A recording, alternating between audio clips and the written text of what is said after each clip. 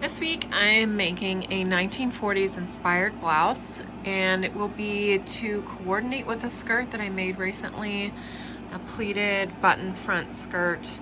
So the idea here is that we are going to be using view D, and I did make some changes to the pattern overall as far as how I want it to come together. So it's actually just going to end up being kind of a mashup of these different patterns. So let's go ahead and get started on that.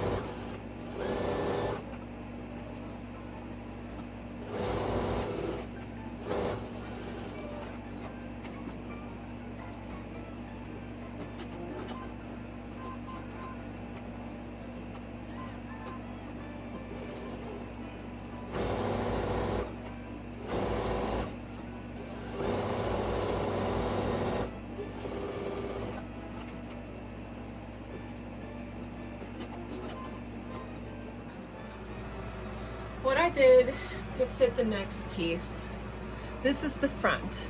So you can see how simple this is to put this together overall.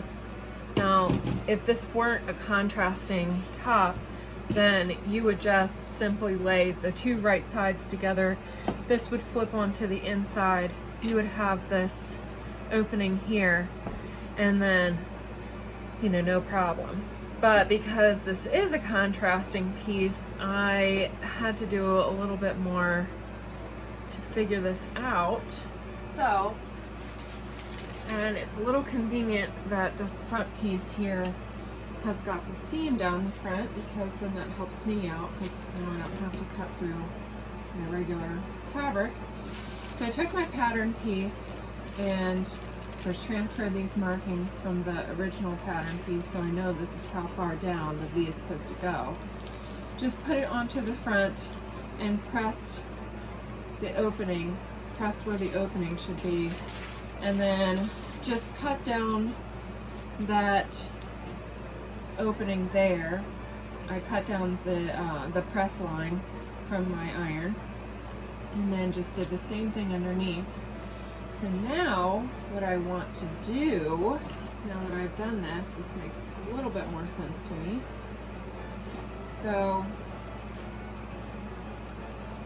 I'm just going to play around with it now, because I like to do this because then sometimes I can visualize how it's going to turn out, but a lot of times it doesn't exactly work out the way that I would think it will. So to fix that problem, what I'm going to do is I'm going to just pin this a bit.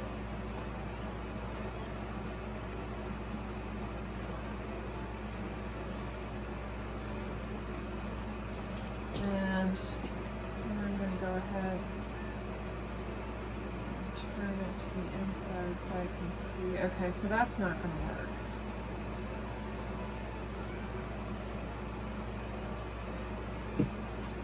So now what I'm going to do, so I'm going to go ahead and put it right side down. And then I'm going to see.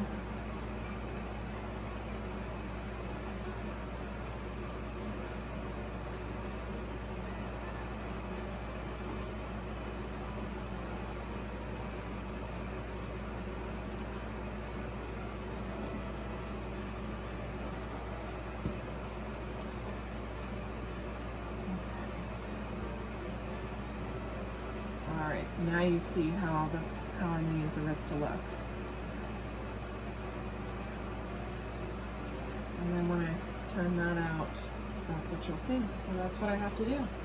Okay, so just a little troubleshooting, some ideas. If this isn't something you already do, you know, it's just something I do in my sewing. It helps me out in the long run to just pin things in place and start, you know, turning them right side out to see how it's going to look overall, because that's just will help you not have to rip so many seams out. So, okay, so then I will attach that and get going on the next part.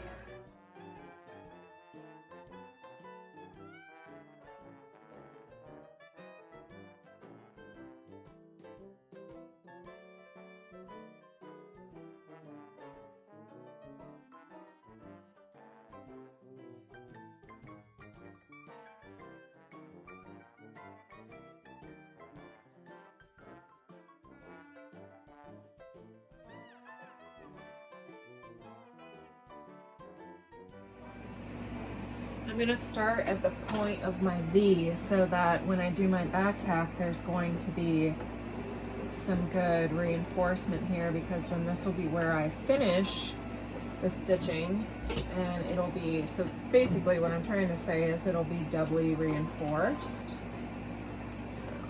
Don't want to run over that. Bad news, bad news.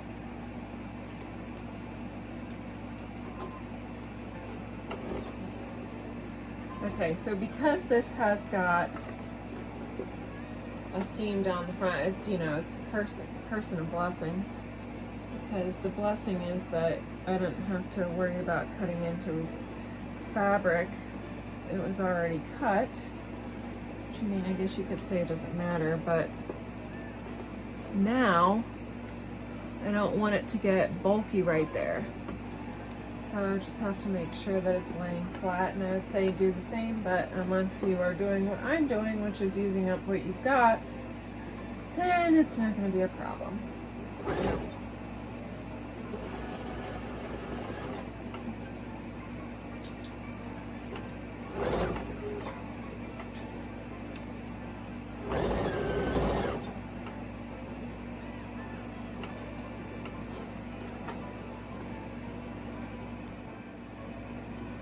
All done. So I double checked to make sure that none of the serging was showing through on the other side, because I did do a pretty narrow stitch line.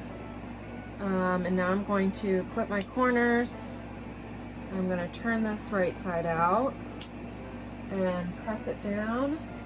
And then the last thing that I have to do is just, I'm going to take this binding tape, and I am going to go ahead and finish off my, I don't even know if I want to call it seams, but I'm going to finish off the edges, do my buttons, and this top is done. So super simple, definitely easy to make, and pretty quick.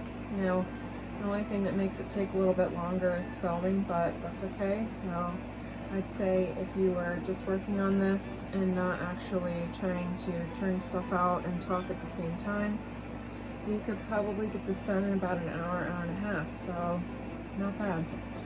Alright, so we'll come back and show you the rest. Last step that I'm going to do is attach this binding, this cotton binding tape that I have just made out of what's left of this pineapple fabric. So what I'm doing here is just attaching, so I've already made it, and I did 2-inch strips. I have my, so this is my tape maker, Pie is a different name, but that's what I call it. And I am attaching it, so you can see I've made it so it's going to look like that in the end. So I open it up and I'm attaching it to the edge, and then I'm going to fold it over the edge so it'll be a bound edge. So that's what I'm doing now. This is my last step, and then we'll show you the end product.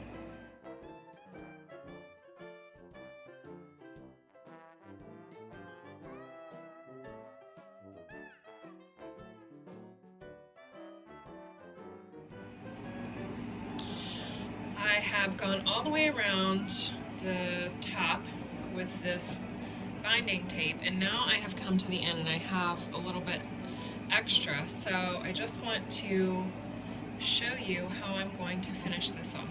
So I'm going to leave a little bit on the end here, and I am going to end up having to trim more off, but this gives me a little bit of leeway here.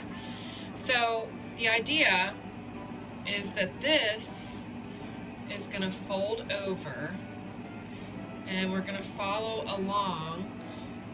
So you can see here's my stitch line here, and I'm going to fold this over, and I'm going to stitch this down. So there will be stitching visible, but I want it to be like that.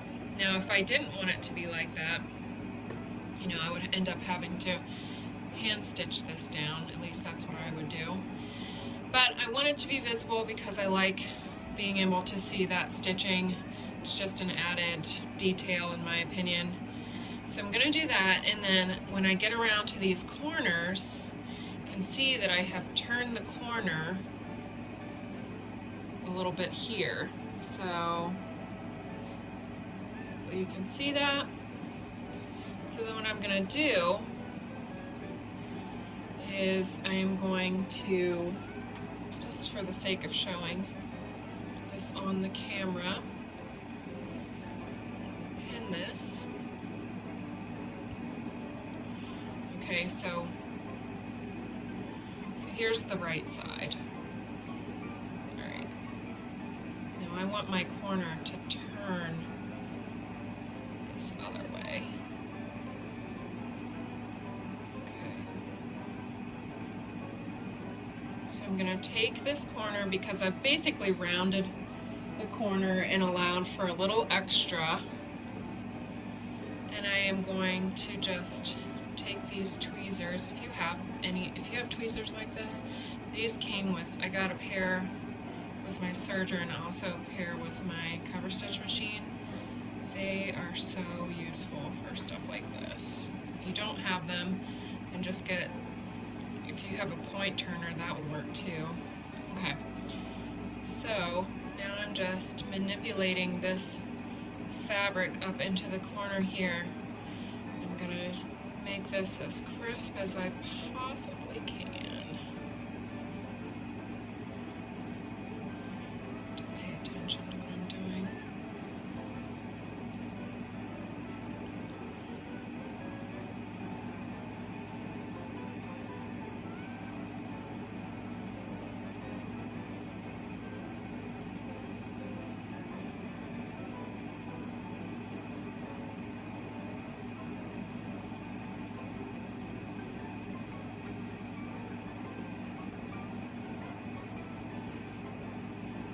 You might wonder why I'm just fiddling with this, and that's because this corner here, I want that to be laying further down.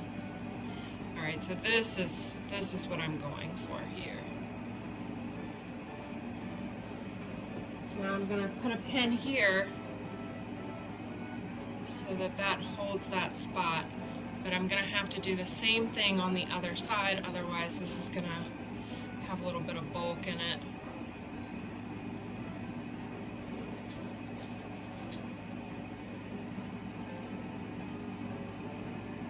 Okay. Now,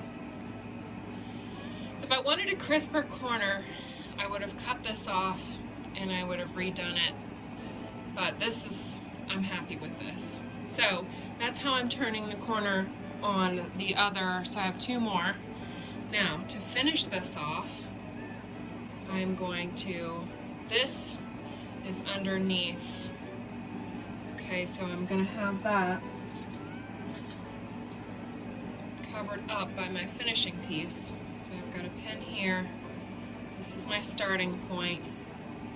Here's my ending point. Now I want to fold. So I'm going to fold this over and take a pin. Okay.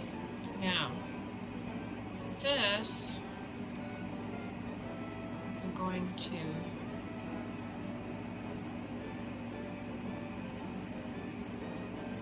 manipulate this so that I have my point. Okay, so that's how I'm going to do that, and I've just showed you how I manipulated it, so I'm not going to keep doing that, but you get the idea, and I'm going to show you how it looks in the end.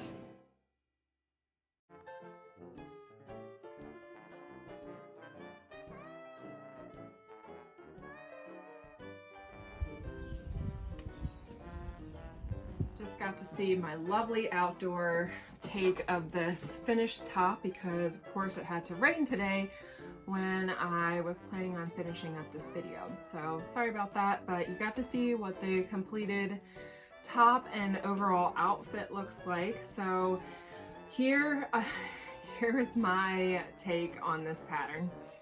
It's not a bad pattern. I would definitely use it again.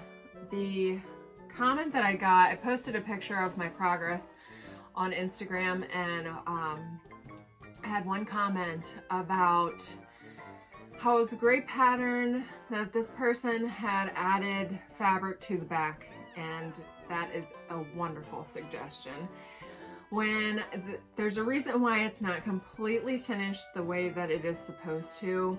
Number one, this is a pop over top that is supposed to have ties and one button on certain versions of the pattern. It's supposed to have a button closure. It's a little bit too much openness for me as far as the finished product, so I just went ahead and sewed the sides together. I just did a traditional side seam, and of course I made buttons to go with this, so I just attached my buttons onto the side as just a detail. It's just a little bit too much for me, so I'm not sure that I would ever actually make it how it's supposed to be made. I might just in the future, if I do it again, I will just go ahead and close it up like I wanted to, and like I did with this one. So yeah, so that's really all I would say about this. It's a total mashup as far as what I used for the pattern, so it's not any of the, you can't look at it and say, oh, she did this view, because I just did what I wanted to do. Of course, I didn't say this from the beginning, but I used up fabric that I had, so that's why there's a center seam. There should not be a center seam, but you know what, the fabric I used, it's just the way that it was cut, and that's how I had to do it, and honestly it works, it's fine. So I like it. It's a nice casual top, and of course I like that it goes with the skirt.